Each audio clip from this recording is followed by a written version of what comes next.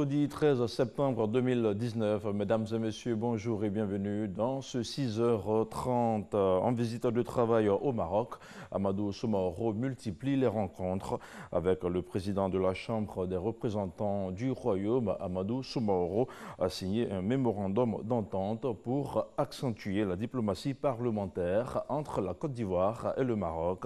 Le président de l'hémicycle ivoirien a aussi rencontré le chef de gouvernement, Saad Eddine El Othmani. On fait le point avec Moussa Konaté. L'Assemblée nationale de Côte d'Ivoire et la Chambre des représentants du Royaume du Maroc renforcent leur coopération. Le rapprochement entre les deux institutions parlementaires se matérialise à travers la signature d'un mémorandum d'entente par les présidents Amadou Soumaoro et Habib El Malki. Nous venons de signer un accord bilatéral. Nous ferons en sorte que les relations bilatérales parlementaires soient le reflet de bonnes relations politiques, économiques entre le Royaume du Maroc et la République de Côte d'Ivoire. Par la volonté politique, par notre engagement réciproque, nous nous impliquerons davantage dans l'amélioration des relations multidimensionnelles, multisectorielles entre le Royaume du Maroc et la République de Côte d'Ivoire. Sa Majesté le roi Mohamed VI a visité la Côte d'Ivoire à 5 reprises, de 2014 à 2017.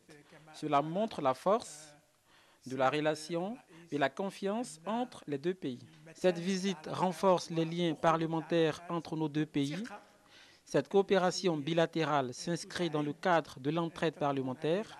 Sans aucun doute, cela va permettre d'ouvrir de nouveaux horizons et aussi va augmenter les actions menées par nos deux pays. La diplomatie parlementaire entre la Côte d'Ivoire et le Royaume du Maroc est donc en marche. Après cette séance, le président Amadou Soumaoro a rencontré successivement le chef du gouvernement marocain, Saad Eddine Othmani, le ministre des Affaires étrangères et de la coopération internationale, Nasser Bourita, et Raliena Ould Erachid, le président du Conseil royal consultatif pour les affaires sahariennes. La Côte d'Ivoire et le Maroc ont des positions communes sur toutes les questions, qu'elles soient politiques, diplomatiques, économiques. Nous avons fait cette démarche pour venir d'abord comprendre et apporter notre soutien au Conseil royal s'occupant des questions du Sahara marocain. Sous l'autorité du président Alassane Ouattara et du roi Mohamed VI, la Côte d'Ivoire et le Royaume du Maroc sont en phase sur toutes les questions diplomatiques et toutes ces questions internationales. Toutes ces rencontres témoignent de la bonne qualité des rapports entre la Côte d'Ivoire et le Royaume du Maroc. Avant cette série d'audiences, le président de l'Assemblée nationale s'est rendu au mausolée Mohamed V. Amadou Soumaoro s'est incliné sur la tombe de Sa Majesté le roi Mohamed V et de Sa Majesté le roi Hassan II. Tout autre chose, à présent, la rentrée des classes est effective en Côte d'Ivoire et le gouvernement s'attelle à distribuer des kits scolaires. Plusieurs élèves dans la commune de Bingerville en ont déjà bénéficié. L'opération pilotée par le ministère de l'Éducation nationale, de l'enseignement technique et de la formation professionnelle est financée à hauteur de 10 milliards de francs CFA. Voyons tout cela avec Sephora Zegui. Groupe scolaire Gbagba Sud, commune de Bingerville. C'est le démarrage de la distribution de kits Emmanuel scolaires. 10 milliards de francs CFA pour 3 257 650 kits Emmanuel scolaires qui seront distribués dans les établissements publics du pays. Un soulagement selon les parents d'élèves. Nous voyons que la plupart des parents ont vraiment des problèmes pour faire face aux dépenses scolaires. C'est une joie de savoir que le gouvernement fait des efforts pour que tous les enfants soient logés à la même enseigne. Satisfaction aussi pour les élèves, heureux bénéficiaires du jour. Nous disons merci à la ministre. Nous lui promettons de bons résultats en fin d'année. Partenaire de l'école ivoirienne, l'UNICEF s'engage à demeurer aux côtés du gouvernement ivoirien. Pour la représentante adjointe de l'institution, l'éducation est la base de tout développement. À la communauté éducative, aux enseignants, aux parents d'élèves et élèves, la ministre de l'Éducation nationale, de l'enseignement technique et de la formation professionnelle assure qu'elle veillera à ce que l'année scolaire soit une réussite. Elle met cependant en garde les enseignants véreux quant à la vente des kits et manuels scolaires entièrement gratuits. Je voudrais faire maintenant une mise au point qui peut paraître superflue, mais qui vaut son pesant d'or. Les kits qui vous seront distribués sont totalement gratuits, car c'est la contribution de l'État de Côte d'Ivoire à l'éducation de vos enfants, que dis-je, de nos enfants. Ne vous laissez pas gruger par ceux qui voudront vous vendre ces kits. Mieux, je vous demande de signaler ces faussaires à nos services compétents afin qu'ils soient châtiés en conséquence. Toutes les écoles primaires et les 2 établissements du secondaire de Bingerville ont reçu 19 500 kits et manuels scolaires, 300 tables bancs, des ordinateurs, des équipements de bureau, du matériel de sport, entre autres, d'une valeur de 42 millions de francs CFA. Les 41 directions régionales bénéficieront également de cette opération. Nous ouvrons à présent une lucarne sur la sécurité. Un peu plus de 1300 nouvelles recrues de la police nationale a été présentée hier jeudi au drapeau à l'école de l'institution à Abidjan. L'occasion pour le nouveau ministre de la Sécurité et de la Protection civile de partager sa vision à la tête du département qu'il occupe. Ces nouvelles recrues de la 43e promotion cycle 2019-2021 sont constituées de commissaires, d'officiers et de sous-officiers. Abou Sanogo était également au drapeau. Voici son compte-rendu. Ils ont choisi librement de servir la nation au sein de la police nationale. Issus de la 43e promotion cycle 2019-2021, ils viennent de parachever 4 mois de formation commune de base simultanément au centre d'instruction de Kpass Adabou et à l'école nationale de police. Cette cérémonie constitue une étape importante dans la carrière de ces 1309 recrues, incorporées le 6 mai 2019, en ce sens qu'elles consacrent leur entrée effective dans la famille de la police nationale. 61 élèves commissaires, 249 élèves officiers et 999 élèves sous-officiers ont été présentés au drapeau en présence du ministre de la Sécurité et de la Protection civile Vagondo Diomandé. Il s'agit particulièrement de présenter le drapeau aux nouvelles recrues à l'issue de la formation assurée par des instructeurs militaires en provenance de l'armée de terre. Je confie notre drapeau à votre honneur, à votre vaillance, à votre discipline et à votre compétence. Aujourd'hui, plus que jamais, il faut avoir le but du drapeau. Saluez-le, la tête haute, et quand sonnera l'heure de la lutte suprême, serrez vos rangs autour de lui et défendez-le avec la dernière énergie. Le ministre de la Sécurité et de la Protection civile, Vagondo Diomandé, a partagé sa vision à la tête du ministère de la Sécurité, puis a exhorté les recrues au travail, à la discipline et à la loyauté. Dans quelques jours, vous entamerez votre formation policière proprement dite. N'oubliez jamais que chaque jour, dans vos actes, vous devez être des modèles, des agents fidèles à la nation.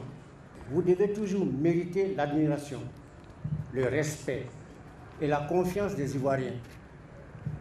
Il s'agit de servir la nation avec rigueur, loyauté et abnégation. À ces nouveaux fonctionnaires de police, il a été inculqué les connaissances fondamentales de la défense d'une nation, le dépassement de soi, l'honneur et le dévouement à la patrie. Nous restons toujours avec le ministère de la Sécurité et de la Protection civile qui a procédé hier jeudi au lancement officiel de l'opération Épervier 5 dans la commune de Yopougon. Le général Vagondo Diomandé a situé les enjeux de cette opération. Il a demandé à la population d'aider la police, notamment en partageant les informations qui lui permettront de traquer les bandits. Le maire de la commune de Yopougon a également pris part à la cérémonie. Nous ouvrons une lucarne également sur le marché de l'emploi en Côte d'Ivoire où le gouvernement a décidé de vulgariser les indicateurs d'évaluation À ce titre, près d'une centaine d'acteurs étaient en réunion à Abidjan, une rencontre qui aura permis d'assurer une meilleure compréhension des concepts et des indicateurs du marché du travail. Les explications de Lanciné Bakayoko. La Constitution de novembre 2016 proclame l'engagement de l'État à préserver le climat et un environnement sain pour les générations futures. Une volonté gouvernementale qui se traduit par une réunion de pilotage du ministère de l'Environnement et du Développement durable pour la révision du Code de l'environnement. Objectif : adapter la loi du 3 octobre 1996 aux exigences nationales et internationales du droit de l'environnement et aux questions des aléas du changement climatique. Il est important de réviser la loi cadre portant code de l'environnement. Cette loi date de 1996. Les années au passé, et comme nous le disions tantôt, au moment où on élaborait cette loi, certaines contraintes climatiques, notamment les questions de développement, certaines terminologies nouvelles ayant trait aux activités de développement n'étaient pas très bien développées, très bien connues, notamment les questions de développement durable, les questions de réchauffement climatique. La mise en place d'un jury et d'un appel à candidature pour un consultant juridique sont au centre des réflexions. La réunion de pilotage est la continuité du lancement du processus de révision du Code de l'environnement entamé depuis le 25 octobre 2018. Une session pour la révision du Code de l'environnement était également en cours à Abidjan. La modification du Code va permettre de mettre en conformité les lois, notamment les exigences nationales et internationales du droit de l'environnement. L'objectif est de lutter contre les aléas du changement climatique et de l'industrialisation. Jean-Marc Diadji.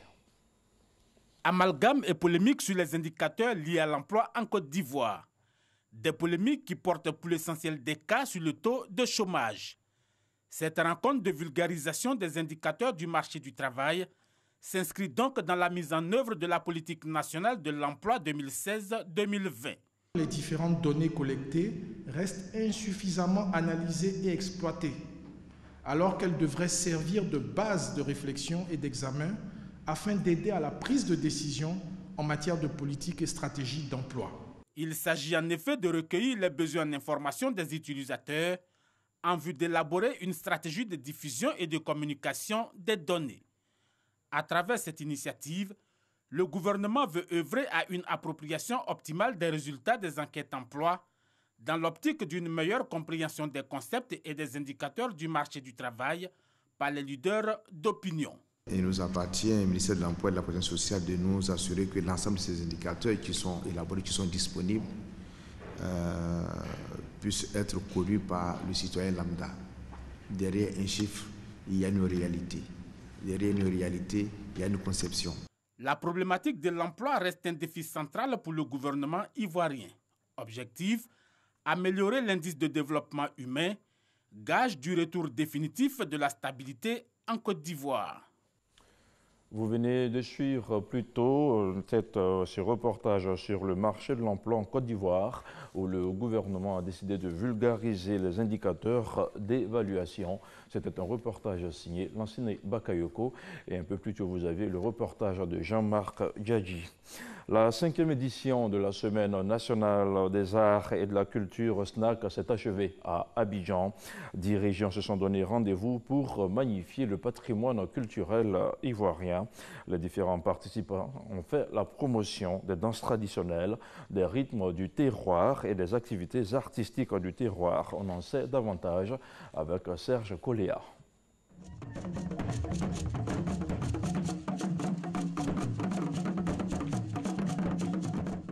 Tableau artistique rythmé, multiforme et multiculturel que celui offert par le CEDAC, le Club des Amis de la Culture, à l'occasion du défilé de clôture de la 5e édition de la SNAC, la Semaine nationale des arts et de la culture. Des troupes venues entre autres du Tonkwi, du Nzi, des Grands Ponts, du Haut-Sassandra, du Poro, du Bunkani, ont plongé les milliers de spectateurs dans la ferveur des rythmes et valeurs du terroir ivoirien.